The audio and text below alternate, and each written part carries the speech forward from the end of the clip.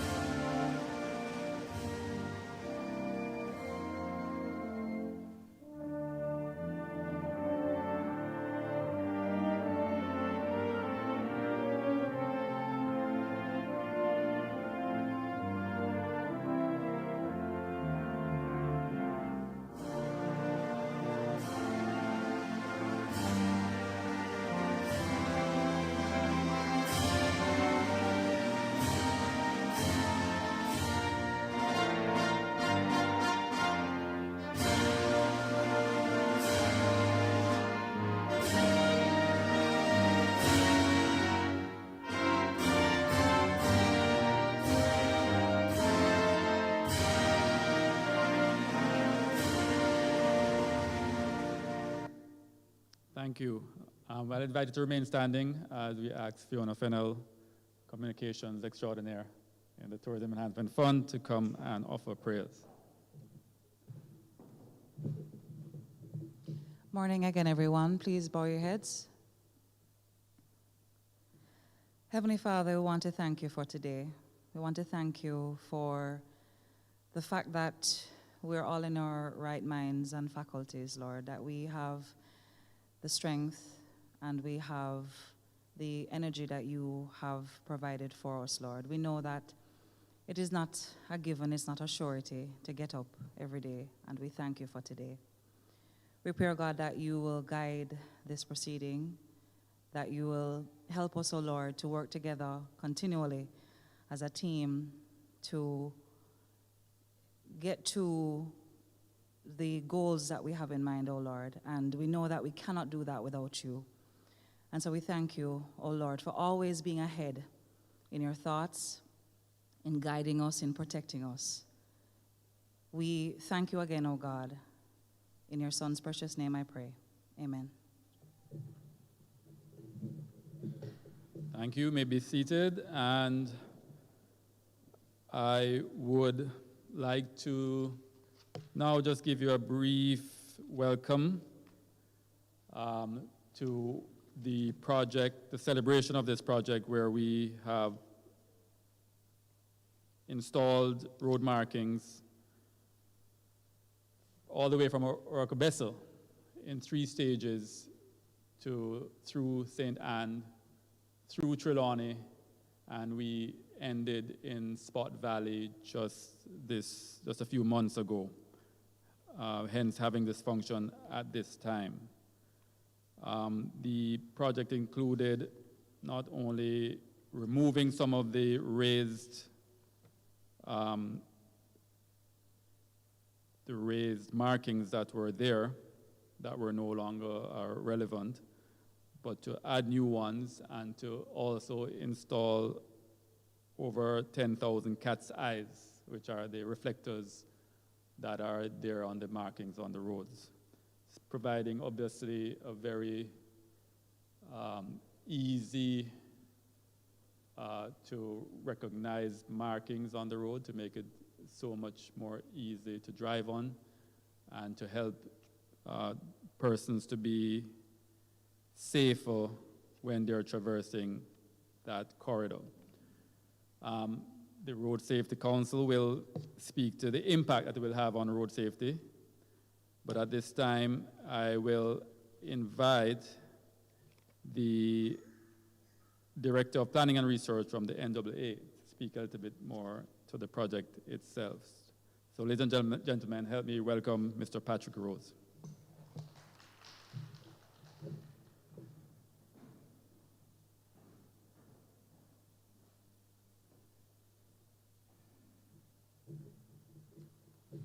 Good morning, everyone. Minister, it's good to be here. I bring greetings on behalf of the management staff and the CEO of the National Works Agency. Road marking is very important in terms of finishing any road. Without it, the road is dead. There is no indication as to where you should drive. It has no character to it.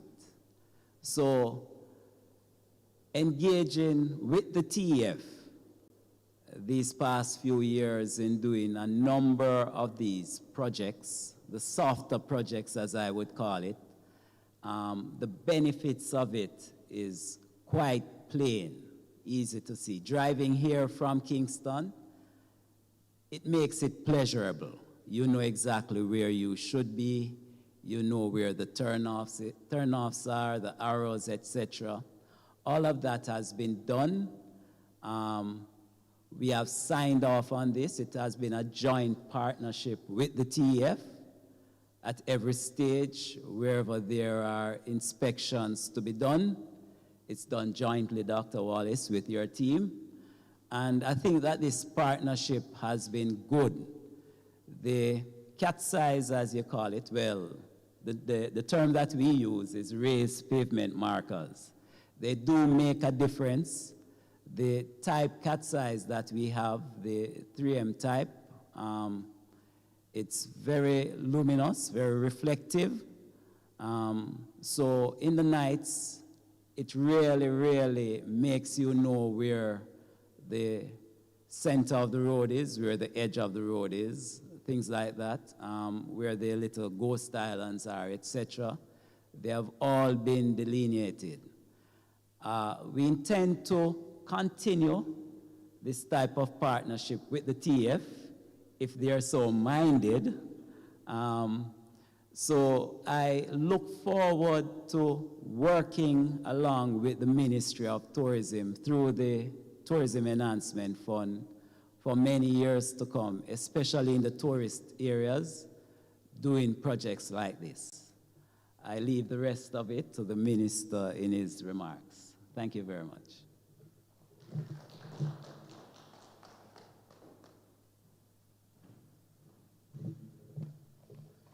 Thank you very much, and that was Patrick Rose from the National Works Agency, the Director of Planning and Research.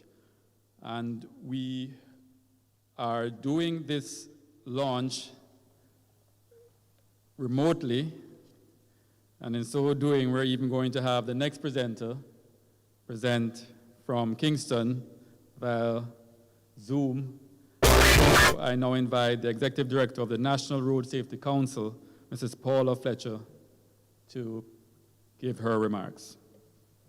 She's a superhero.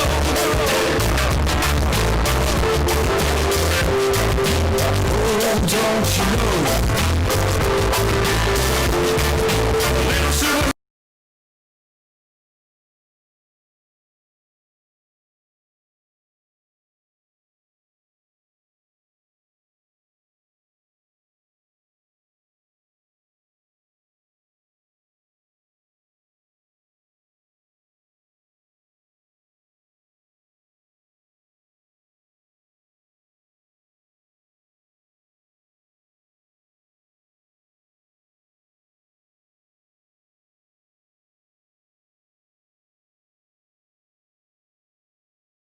Special invited guests. Paula Fletcher here from the National Road Safety Council. I'm very pleased to be a part of this initiative, though I am virtual through Zoom. We are riddled with still a number of fatalities over the years, even though we have tried to get down to 300. I'm sorry to announce that up to today, there are 400 persons who have died on our roadways. Many of those are vulnerable road users, motorcyclists, pedestrians, pedal cyclists, pillion riders, and that vulnerable group actually account for 65% of the fatalities. So we are very happy to see that the Tourism Enhancement Fund, along with the National Works Agency, who is a member of the National Road Safety Council, happy to see this collaboration for this project.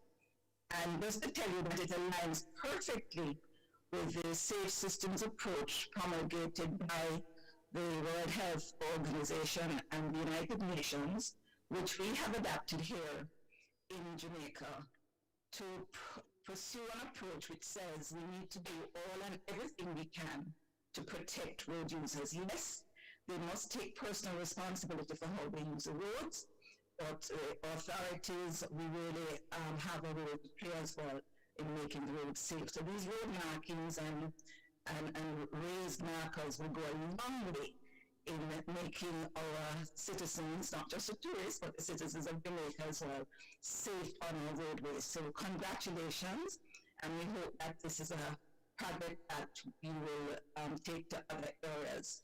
So not there with you virtually, not there with you in the physical, sorry, but there with you virtually as we consider this a very important aspect of making our roads safe and making our nation as we use the roadways safe. So thank you all very much and have a great day in terms of the rest of the program. Thank you.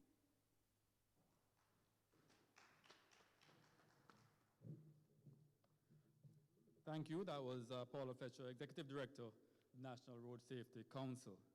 Now, the road markings went through St. Anne, in fact, from St. Mary, and through St. Anne, through Trelawney, and into St. James. Today we have one of the mayors from one of the parishes that the road markings went right through their parish. So we're happy to have His Worship, Colin Gager, come forward to give his remarks regarding the project as well. Let him feel welcome.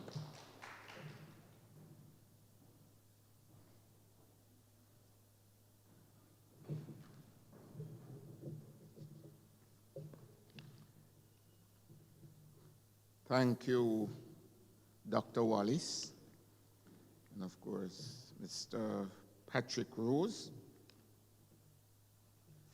and Mrs. Paula Fletcher, who joined us via Zoom, and of course, our hardworking minister, Minister Bartlett. Good morning, everyone, or it's afternoon now, I think. Today's ceremony brings joy to my heart as once again I can see a clear indication of the efforts being made to protect the lives of our citizens. Indeed, in these times of uncertainties and calamities, anything that can be done to save lives should be lauded and applauded. I must commend the Ministry of Tourism through TEF, the National Works Agency, the National Road Safety Council, and all the other stakeholders groups who made this possible.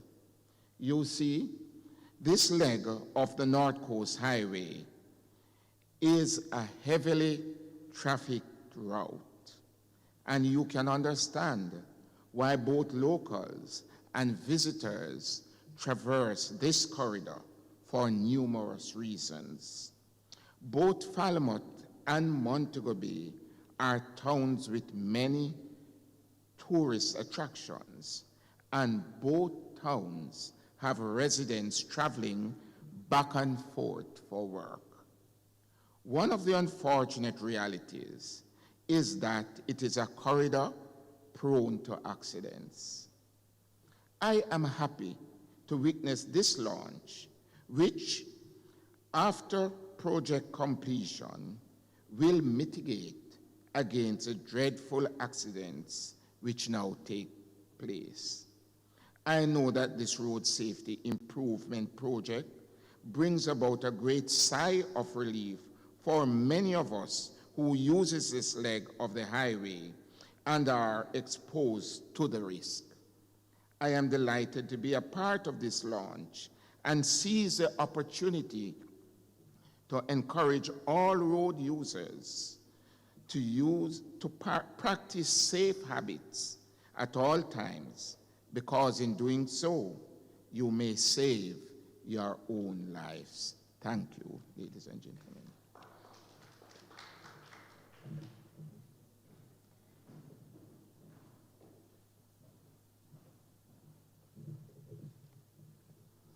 Thank you, Your Worship. At this point in the program, we're going to show a video which showcases the actual road markings and the work that were done. So, over to you with the video.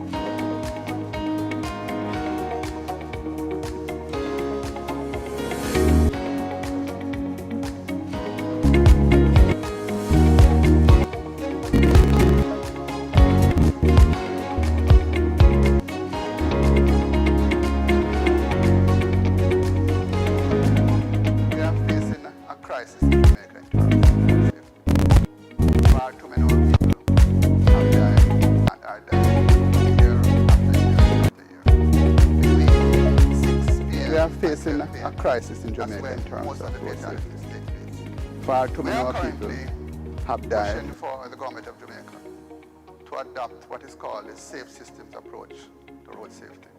The safe systems involves 5 different aspects of an approach to road safety: safe roads, safe speeds, safe vehicles, safe road users, and an efficient post-crash system. In respect of safe roads, dealing with road markings, especially at nights when your vision is down and you're depending on these markings to keep you staying in your lane, and staying in your lane is a vital message that we want to get across to people.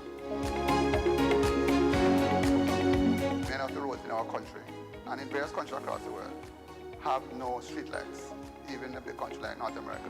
On the highway, and there's no street light. But what they do have is these fluorescent markings which can help to guide you, because when you wander outside of your lane and overtake without due care, that you run into trouble. But in order for you to be able to stay in a lane properly, you need the cat eyes, and you need to know where you are in terms of the side markings. So we are more than grateful that TEF has come up with this idea to put in these markings and to improve the safety on our roads.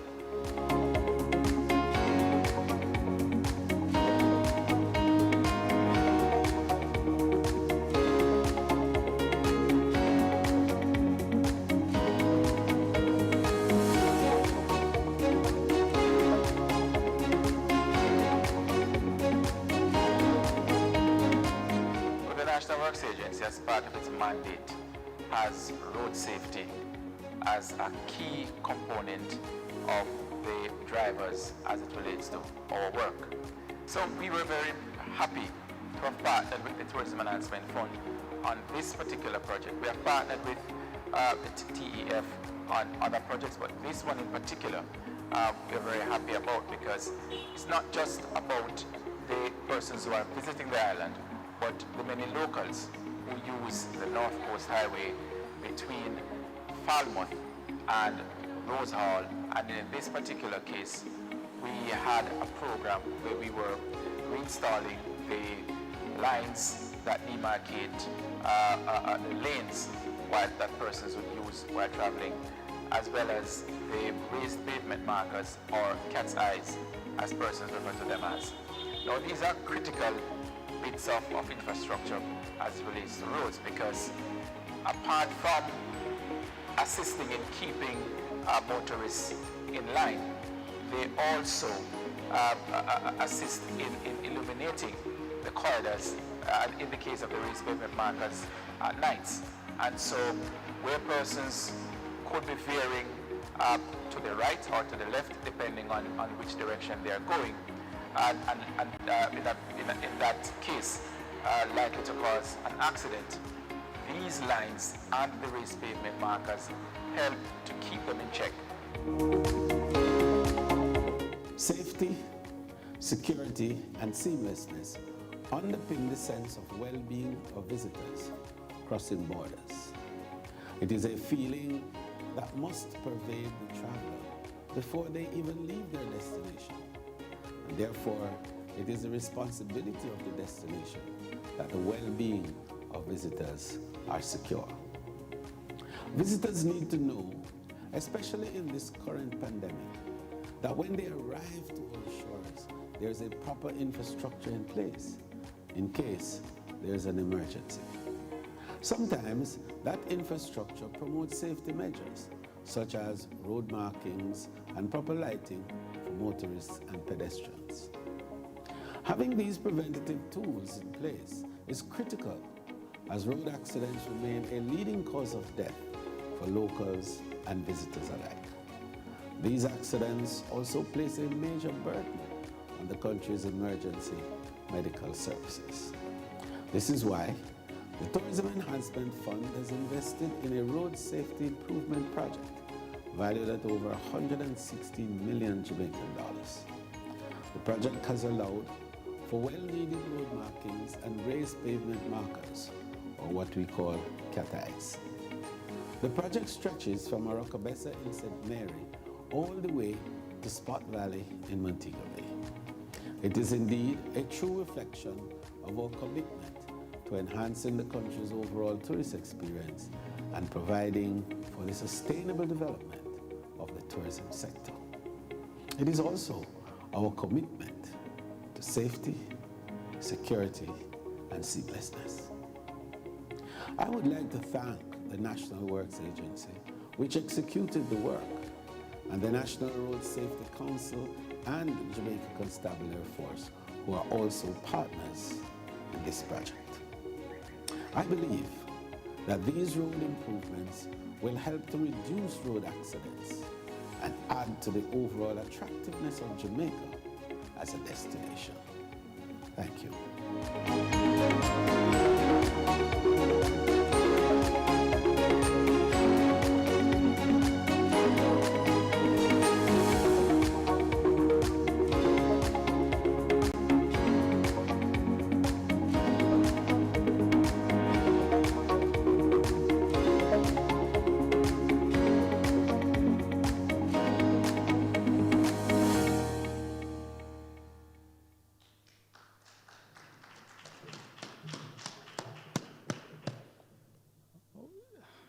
I thought that was quite impressive. I mean, you saw the before and after pictures. Huge difference. And the feedback that we have received from all our stakeholders is just amazement, and everybody is extremely grateful for this project. We saw the Honorable Minister speak on the video, but such is the impact that he is here in person. He made sure of that, to speak some more. And I'm supposed to introduce him, but everyone here knows that he needs no introduction. Tourism Minister of the world, pretty much, and has done an outstanding job during the heydays of tourism and even through the pandemic. It's great to have such an amazing leader in tourism in Jamaica. I give to you, Honorable Minister of Tourism, Edmund Bartlett.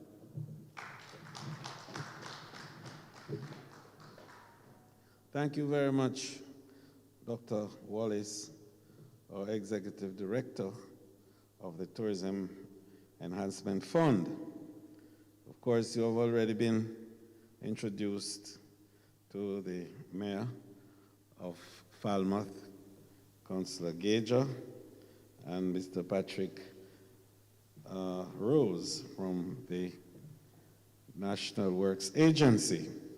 And those of us who have already been acquainted with the very efficient and eloquent CEO of the National Road Safety Council, Mrs. Paula Fletcher, and of course my friend, the Vice Chair of the National Safety Council, Dr. Jones. I am particularly pleased to be associated with this very important element of our safety delivery programs within the Tourism Enhancement Fund, and in a broader way, the Ministry of Tourism. I'm driven by the need always to build destination assurance. And it's a strategy that in the ministry we have now developed. In fact, it is being borrowed by the world, because the world understands destination management. They understand destination analysis and destination discussions of various types. What they don't understand is the concept of destination assurance. And so we brought a whole team from George Washington University to work with us in thinking through and to create a policy formulation and a set of guidelines and a framework for destination assurance.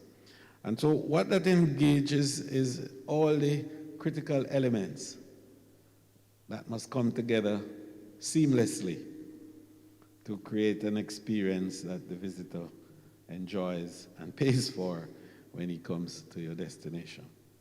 And within that context, the issue of safety, security, and seamlessness are the hallmarks. And for us, safety is not just what we do by way of protecting people from mishaps. It is deeper than that. It is building a culture. It is building an understanding. It is to create a whole feeling that this is what is required of you, indeed a part of your own personality. So that safety becomes a habit. It's a process and not a single act. And what we do when we invite visitors to Jamaica is to give an assurance that they are going to be safe.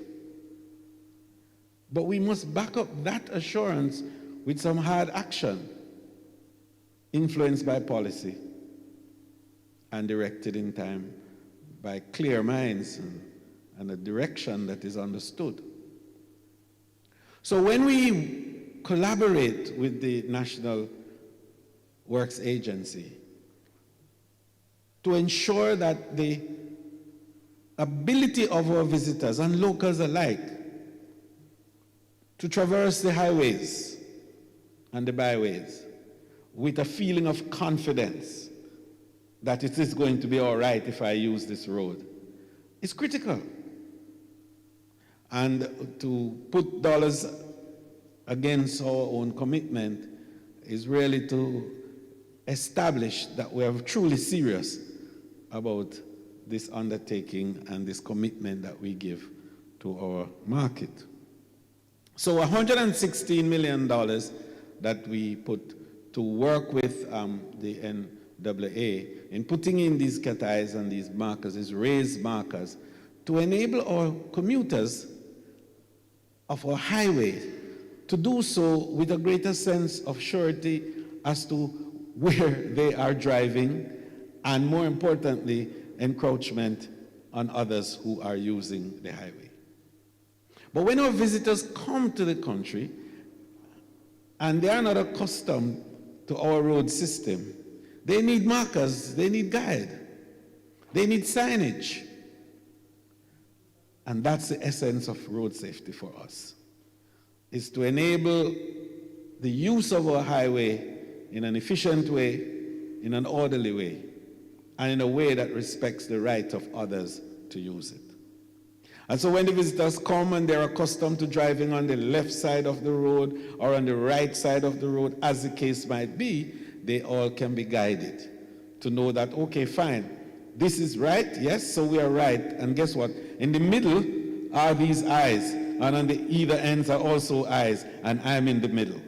But I'm on the right side, and so I stay on the right side.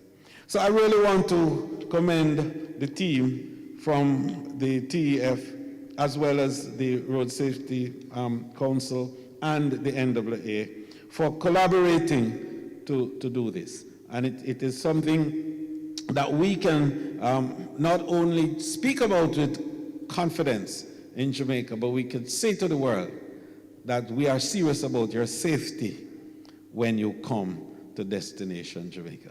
And that is a key element of destination assurance. I wanted also to use the opportunity today to talk a little bit about how we build out other elements of this assurance.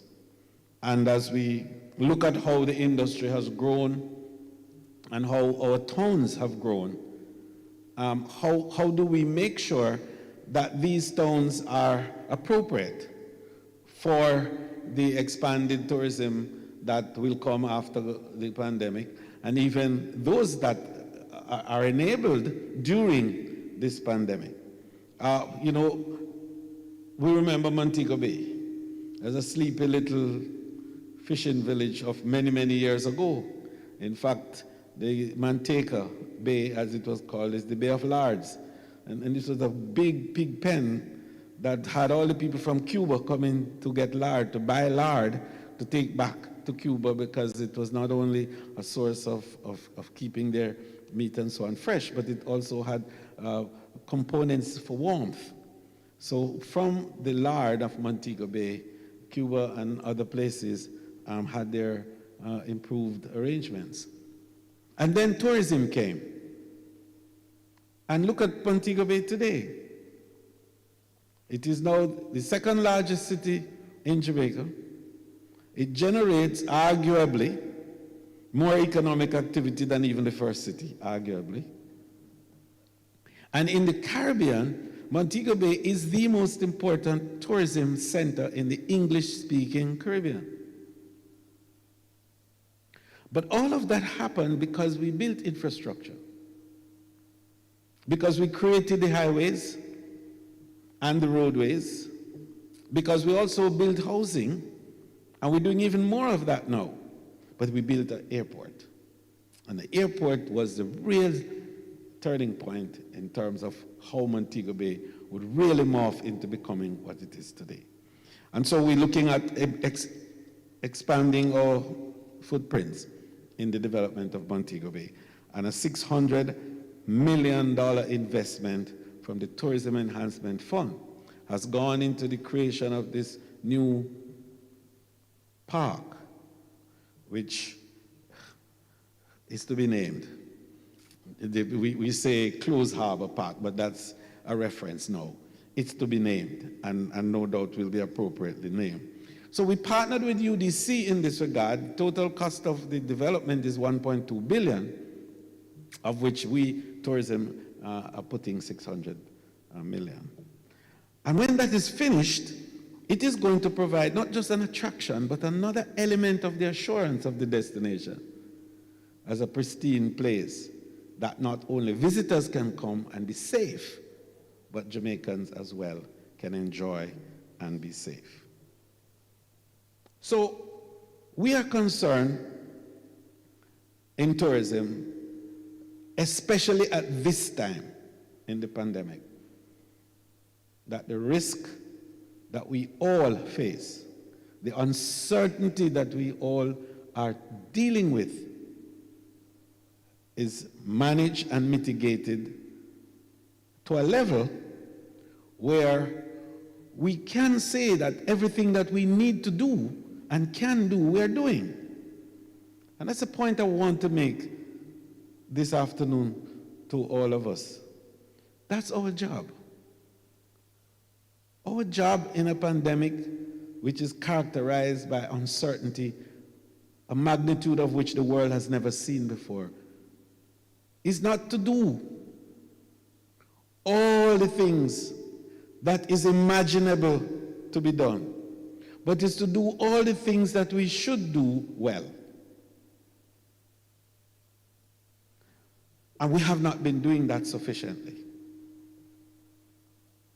So the spread that we are experiencing of the virus in communities, and a lot of them in the northwestern parishes and so on we're hearing about, is resulting from our not doing what we should do well. We're not wearing our masks. We're not keeping physical distancing. We're having parties everywhere. We are using bike taxis to carry 4 and 5 people. On a little bike, 4 and 5 people. We are not doing what we should do properly. We're not staying home and making family and operating within that space as we should.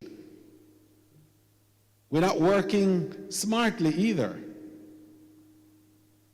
And our transportation system, we're still not following the rules of low density. But in the tourism side, we have been following the rules. Every hotel in Jamaica is now fully compliant with all the what we call biosecurity equipment and gadgetry that is required to enable sanitation and more so touchless approaches. Everyone has properly marked out areas for social distancing, 6 feet. You go into every hotel, it's there. We have Pyrex glass shields at the reception areas. We spend time and money to train workers. And the Tourism Enhancement Fund has spent over $20 million in training and purchasing COVID security equipment and PPEs. And even yesterday, we provided 600 masks to the Jamaica Hotel and Tourist Association for distribution to workers and communities within the tourism areas. So tourism has invested a lot. We created an elegant a corridor, a resilient corridor, which is now a model in the world. And every webinar that I go on, the question is, explain to us about the resilient corridor in Jamaica. And that corridor has acted as the bubble for international visitors who come in. And we don't use the word quarantine to describe what happens in there, but the effect is that. So the spread is less likely to come from the corridor than from other areas where visitors who are not international guests, but our own, Jamaicans go through.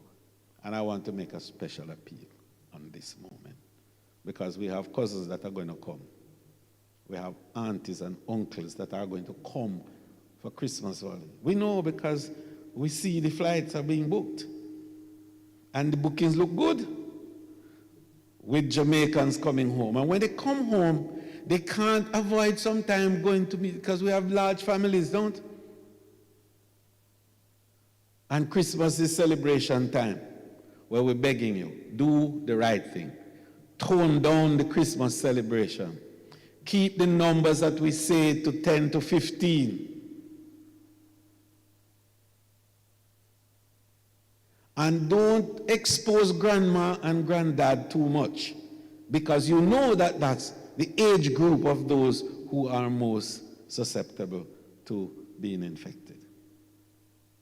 So when you come and you stay in the villas and so on, don't leave and go into the country parts to go and socialize when you know the rules that you shouldn't.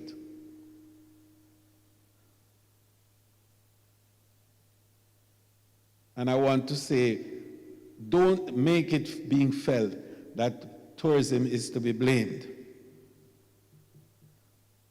for any undue.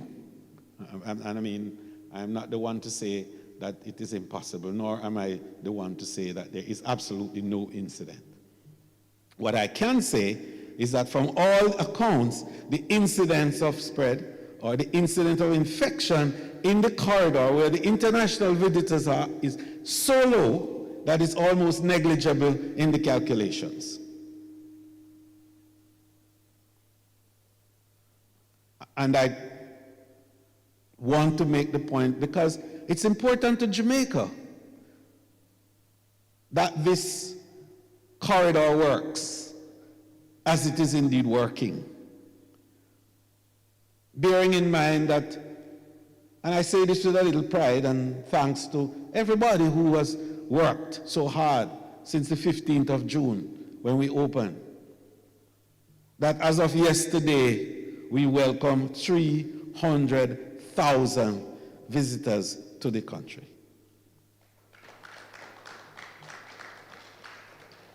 And in so doing, we brought our Jamaican nationals as well in the mix. So we have a little over 200,000 international guests and about 80,000 or so of our own people who have come in and out and around. And that has given us a foreign exchange inflow of something like 150 million US dollars in the period.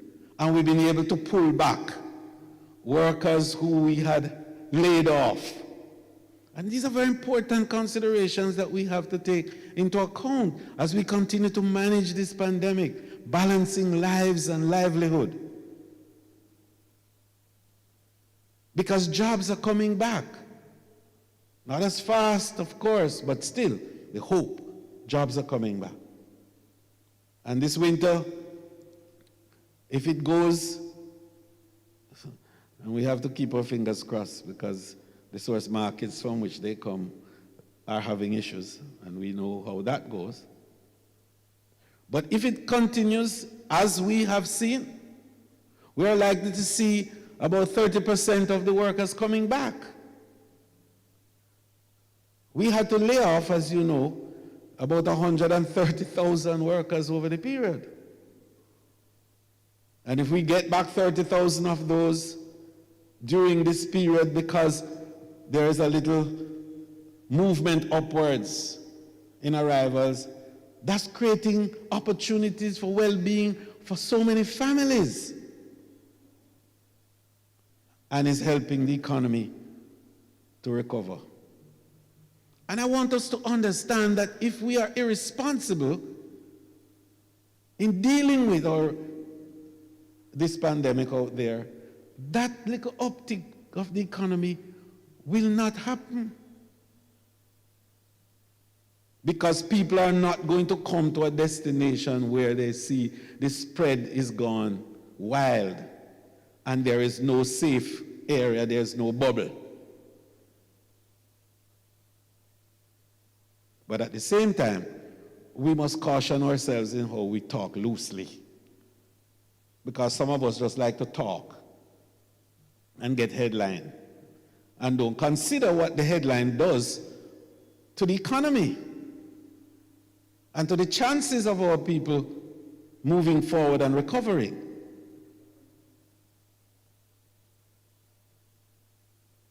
I don't want to say anything more than that. But I want to indicate that Jamaica is being seen as a little country that has a vision and a direction and understands what the underpinnings are to build out confidence in a destination. And these things that we're doing, road safety measures that we're putting in, the building out of infrastructure in various areas, and more importantly, the level of thought leadership that we are providing, the resilient corridor, which is a model. And now we're thinking through a health security arrangement, which we call in Jamaica CARES, that when we speak about it and say what the intention is, the entire world is asking for it. And I must say to you already, 5 countries have called to ask me, how do we get this concept that you have of Jamaica CARES to come to us? And we don't even launch it yet. People are paying attention to us. So people want to visit you not only because they are seeing that you are trying to manage the pandemic well, and that you have good beaches and good sun and wonderful music and great food and marvelous people. They are coming to you also because they see that you are a visionary, you are leaders, and you are giving them innovative systems and processes and methods that they can follow. And I close by saying that when we established the Global Tourism Resilience and Crisis Management at the University of the West Indies 2 years ago, everybody asked, what is that? Because we were saying that tourism, like the world, is susceptible to global disruptions. And some of these disruptions include pandemics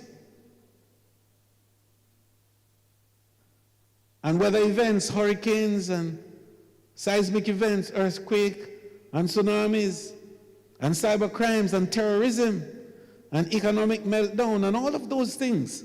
And we set up that facility at the university, which we got the board of directors composed of leaders from every continent in the world. And when we had our first ever virtual board meeting 2 weeks ago, you saw who those board members were. Leaders from all across the world. But what that said was the visionary nature of Jamaica's approach. That we saw this pandemic before it came, and we were saying to the world, prepare yourself for it. The truth is that we couldn't see the level that every country in the world would be affected at the same time, which makes this pandemic the most existential threat to the human race ever since Anthropocene Earth. But that a little country like Jamaica saw it, not in its totality, but saw it, and built the institutional framework to build capacity to deal with these things when they come. Invites people to come to us, invites people to inquire about us more, to investigate us more. And that's what tourism is really about. Getting people to come to you, to inquire about you, to participate with you, and to share in your culture. Thank you very much for making the time to be online in this particular event that we've put on. And it is true that virtual reality is not our reality because human beings like to touch and feel and interact emotionally. But virtual reality represents a connective point that enables us to reach more people simultaneously than we probably ever could. So thank you for joining us, and thanks again for the partnership NAA, the partnership National Safety, and the partnership from our local authorities in the parishes that we have had the opportunity to effect the road safety arrangements. And congratulations, TF, Director, and your team. God bless you all. Thank you.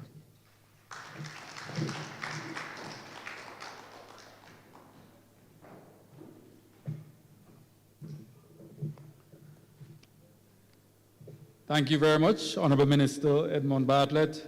And ladies and gentlemen, that brings the curtains down on today's activities. We would just like to thank the partners again, NAA, the National Safety and Road, let me get it right, National Road Safety Council, and the municipal corporations. And I want to also single out SRM, who has been responsible for the live streaming. I'd like to thank the media for being here to cover this event. We're extremely proud of it, and we will ensure that all our other events that have this level of impact will be shared with you so that we can share with the nation of all the great things that tourism is doing, certainly what the Tourism Enhancement Fund is doing, but all our other agencies in the Ministry of Tourism. So with that, I'd just like to thank everybody and wish you a safe journey and safe travels on our roads, going back to your respective homes and offices. Thank you very much.